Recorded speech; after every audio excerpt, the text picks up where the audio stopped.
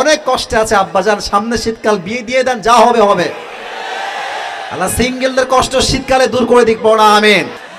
আচ্ছা মুরব্বী আব্বাজান, আপনাদের সেকেন্ড মেসেজ হচ্ছে আপনাদের অনেকের মেয়েও আছে ছেলেও আছে। তোমরা ঠিক কি ঠিক, হ্যাঁ আগে বলি তারপর ঠিক বলল। মুরব্বী আব্বাজান, আপনার যদি ছেলে থাকে আপনার ছেলেকে সঠিক সময়ে বিয়ে দিয়ে দেন।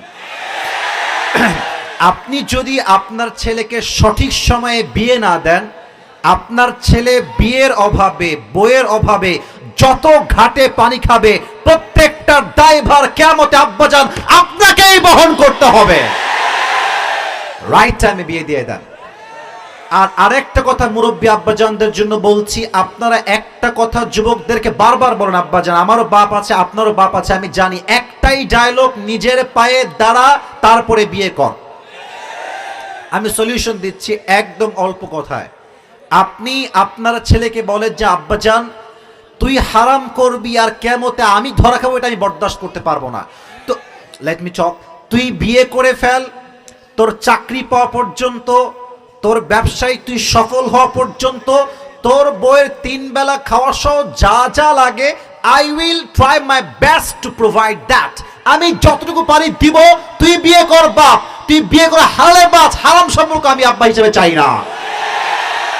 বাপ যদি ছেলেকে এইভাবে মেন্টালি এন্ড ফাইন্যান্সিয়ালি সাপোর্ট দিতে পারে, ওয়াল্লাহি আল্লাহর কসম করে বলছি এই দেশের মাটিতে জিনার সংখ্যা কমবে, বিয়ের সংখ্যা বেড়ে যাবে। পাবনার ভাইরা, আমার আব্বাজানকে আল্লাহ তাআলা বোঝার তৌফিক দান করুক।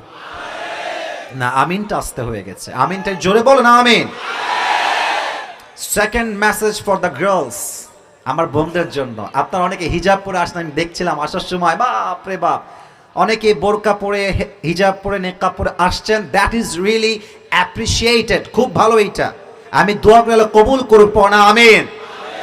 তবে প্রিয় বোন একটা কথাই রাগ কইলেন না, আমার পর্দাশীল হওয়ার জন্য বোরকা নয় চরিত্র আগে ভালো হওয়া লাগবে। প্রিয় বোনেরা আমার, বোরকা পড়লে কিন্তু আসলে দিনদার হওয়া যায় না। আমরা যুবক সবাই দেখেছি এলাকার পার্কে বা বাহিরে যত মেয়ে রাস্তাঘাটে প্রেম করে তার 80% বোরকাওয়ালিরা প্রেম করে বেড়ায়। যখন देखबा मन হবে यार ये तो अभी के अभी कन्फर्म जन्नत से भाग के दुनिया में अभी के अभी आया है यार, इतनी अच्छी लड़की कोई हो सकता है यार, मुझे तो सोचने में भी नहीं आती यार। প্রিয় ভাইয়েরা, বোরকা অনেকে পরে উপরে ফিটফাট, ভেতরে পুরোটাই সদরঘাট। অতএব প্রিয় বোন, আগে বোরকা নয় চরিত্রকে ঠিক করতে হবে, ঠিক কিনা বলো? সেকেন্ড কথা, মেয়েদের জন্য এটাই শেষ কথা, লাস্ট কথা, বিয়ের সময় আসলে ওই টাকাওয়ালা টাকলা বাদ দিয়ে চরিত্রবান যুবককে খুঁজে খুঁজে আপনাকে বিয়ে করতে হবে। কি যে ট্রেন্ড দেশে শুরু হয়েছে, টাকলা টাকা থাকলে যুবতী মেয়ে বিয়ে করে পালায় যাচ্ছে, আর যুবক ছায়া খেয়ে বেগায় গাঞ্জা খেয়ে শেষ হয়ে যাচ্ছে। আমাদের কথা একটা, যেই মেয়ে টাকা দেখে বিয়ে করবে, নবীর সুন্নাহকে গুরুত্ব দিবে না, সেই মেয়ে টাকা পাবে, ফ্ল্যাট পাবে, বাড়ি পাবে, অনেক কিছু পাবে, বাট মনের শান্তি সে কখনো কষ্টিন কালেও খুঁজে পাবে না। আমার প্রিয় বোন, টাকার জন্য বিয়ে করবেন না। আচ্ছা দেখেন, এই যে মেয়েদের দেখবেন রুচি এত খারাপ, এই দিনদার ছেলে পছন্দ হয় না, খালি গাঞ্জাখোর মার্কা দেখলেই পছন্দ করে। আমাদের কথা একটা, আমাকে যে নবীর সুন্নাহের জন্য বিয়ে করবে সেই তো আমার বউ হওয়ার যোগ্যতা রাখে। আপনার ভাইরা, আল্লাহ বোনদেরকে বোঝার তৌফিক দান করুক। আমরা সকলেই জবান খুলে পড়ছি আমিন। শেষ কথা যুবকদের জন্য একটা কাশি দেন যুবক ভাইরা। আজকে কত তারিখ কে বলতে পারে? মাসটার নাম কি ভুলে গেছে, বলেন মাসটার নাম কি? একটা স্বাধীনতার ফিল আছে না, আছে কথা বলার ভিতরে একটা ভাইব আছে না দাদা, একটা ভাই। মানে আগের সময় আমরা দেখেছি যে হক কথা বললেই রাজাকার, জঙ্গি, মৌলবাদী। আল্লামা সাইদি হুজুরের নাম শুনছেন না আপনারা সবাই? এত আস্তে বললেন কেন? শুনেছেন না আপনারা সবাই? আরে আপনারা কি এখনো ভয় পান? এখনো কাপুরুষ হয়ে বাঁচতে চান? আপনারা কি জালিমের পাশায় বন্দী হয়ে মরতে চান? দিল থেকে দোয়া করি হুজুরের জন্য, আল্লাহ ওনাকে জান্নাতুল ফেরদাউসের উঁচু উঁচু উঁচু মাকাম নসিব করো। উনি একটা কথা বলতেন মাহফিলের মঞ্চে যে আমাদেরকে মৌলবাদী বললে আমরা রাগ করি না, কারণ কি এই মৌলবাদী এই শব্দ আসছে মূল থেকে। পাবনার ভাঙ্গুরার ভাইরা, মৌলবাদী আসছে কই থেকে?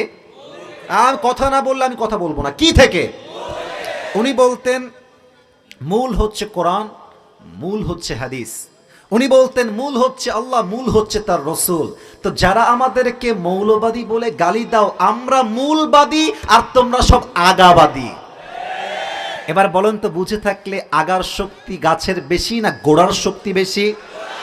বুঝি নাই, আগার শক্তি বেশি না গোড়ার শক্তি বেশি? উনি বলতেন তোমরা থাকো আগায়। কারা থাকে নাম বলতে চাচ্ছি না, তোমরা থাকো আগায়, বাড়াবাড়ি বেশি কইরো না। 18 কোটি মানুষ মিলে গাছের গোড়ায় একটা ঝাঁকুনি দিবে, মামুর বাড়ি দিল্লি গিয়ে পড়বা, দিল্লি গিয়েই তো তারা পড়েছে।